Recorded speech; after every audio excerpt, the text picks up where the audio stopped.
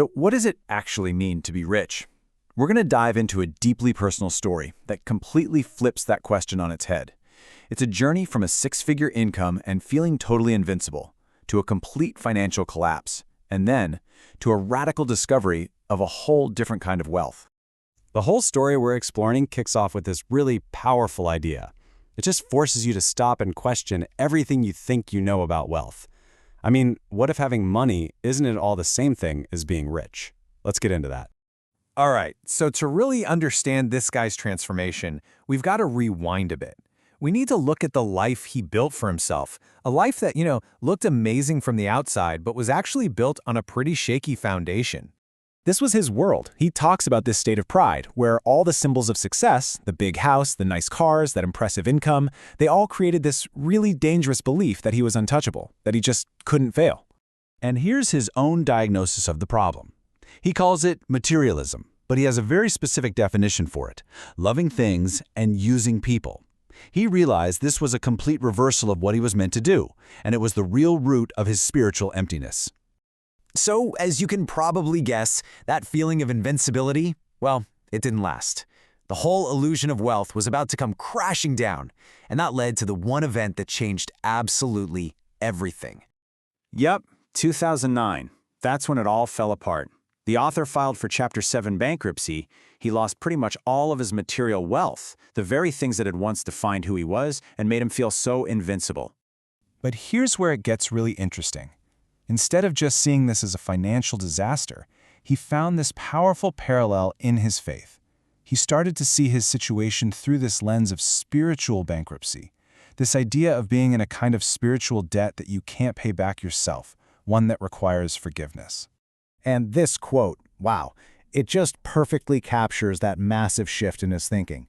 The failure wasn't some kind of punishment. It was an opportunity. It was the very thing that allowed him to grasp a deeper spiritual truth and, as he puts it, to change for the better. So out of this total crisis comes this huge revelation. He realized that it's not just about different financial strategies. There are two completely different value systems. He calls them economies, that we can all choose to live by.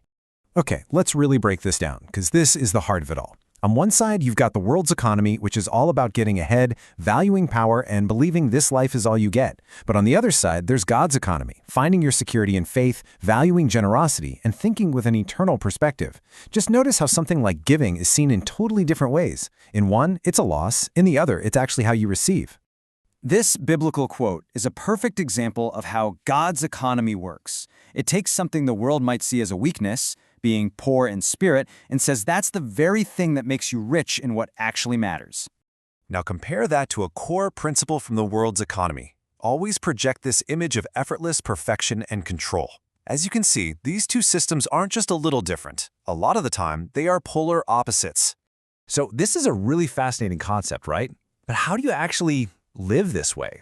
Well, the author lays out a few practical steps for making this shift in your own life. Now, at first glance, these might just look like some simple financial tips, but the real challenge here is psychological. That very first step, acknowledging you're a steward, not an owner, that is a massive mental shift. It reframes every single financial decision you make. Then there's the idea of giving first, not just from whatever is left over. That directly attacks the fear of scarcity that drives the world's economy. These aren't just habits, they're acts of trust that completely rewire your relationship with money. So, after this whole journey, through financial collapse and this major spiritual discovery, we finally get to the real bottom line. What is the ultimate currency that decides if we are truly rich or poor?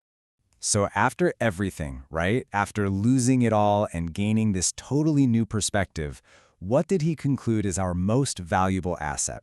What's the ultimate measure of wealth? And here it is, the final, most crucial point. The ultimate currency isn't money. It's not even faith or doing good deeds by themselves. He concludes that without love, he would still be bankrupt, no matter what else he had. And that brings us right to our final slide and a question for you to really think about. As you look at your own life, your own priorities, which system are your decisions really based on? What is the economy that you're truly living in?